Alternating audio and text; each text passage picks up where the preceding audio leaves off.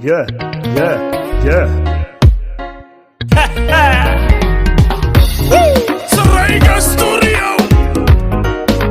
ku dhowaad 1,000 ciidan oo uu tababar u socday in ka badan sanad barkiis ayaa maanta Muqdisho loogu sameeyay munaasabad loogu dhaarinayay kamid ahaanshaha ciidamada asluubta Soomaaliyeed. waxaa igu wallaahiya igu billaahiya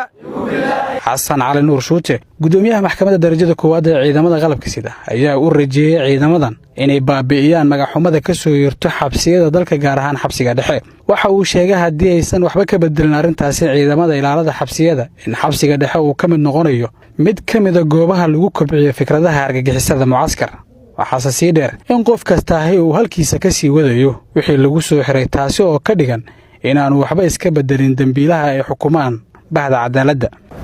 waxaan rabnaa oo rajaynaynaa horta marka hore in wax weyn aad ka bedeshaan aad ku soo kordhisaan ku soo biiritaankiina ciidanka maanta aad ku soo biirteen inay wax weyn soo kordhiso sababtoo ah waad ogtihiin qof walbana waa ogyahay sida xabsiyada maanta jira loo maamulo ma aha sidii loo baahnay ma aha qof maxbuus ah oo dambi lagu helay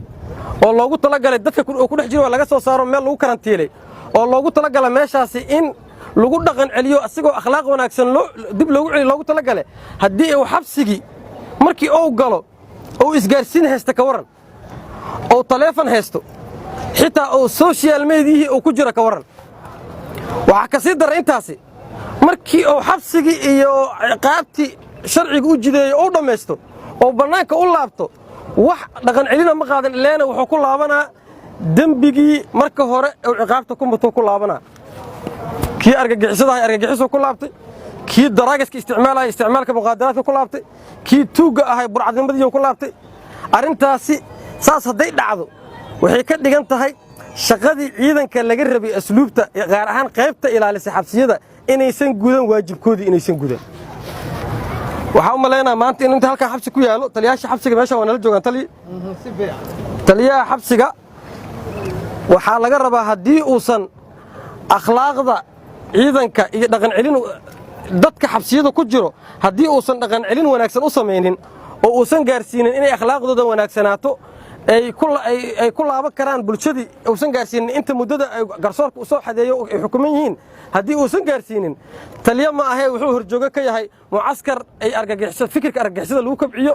oo argagixisada lagu adeego oo horjoogo ka yahay ma aha taliyakaas.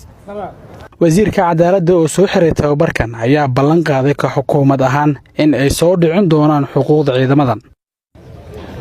xukuumad ahaan anaga waxaan isku dayaynaa insha Allah in la helo xuquuqdii ay lahaayeen taliska usluubta iyo saraakiisha iyo ciidamada usluubta dhammaan in la helo. waa la socotaan tirakoob inuu socday tirakoobkaas oo xuquuqdiisa la socoto waxaan rajaynaynaa insha Allahu inaan ka marar dhelino oo saraakiisha dhan ay helaan xuquuqdii ay ku lahaayeen qarankooda.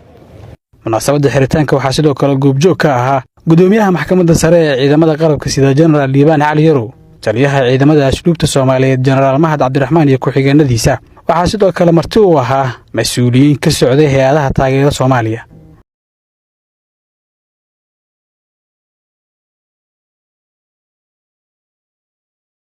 فضلا شرقري هذا شرقري سان بريت 10 في عمل يلسان هذا شرقري ديك انا قالت واحد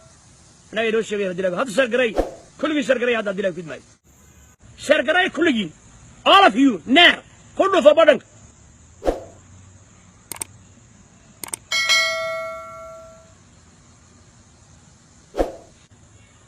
عرف كيف الحرنا يعنون ديلك وعن بس صدوبا الا وبين الا صاحب بان كلنا هي بين ورا شرقري يلا شرقري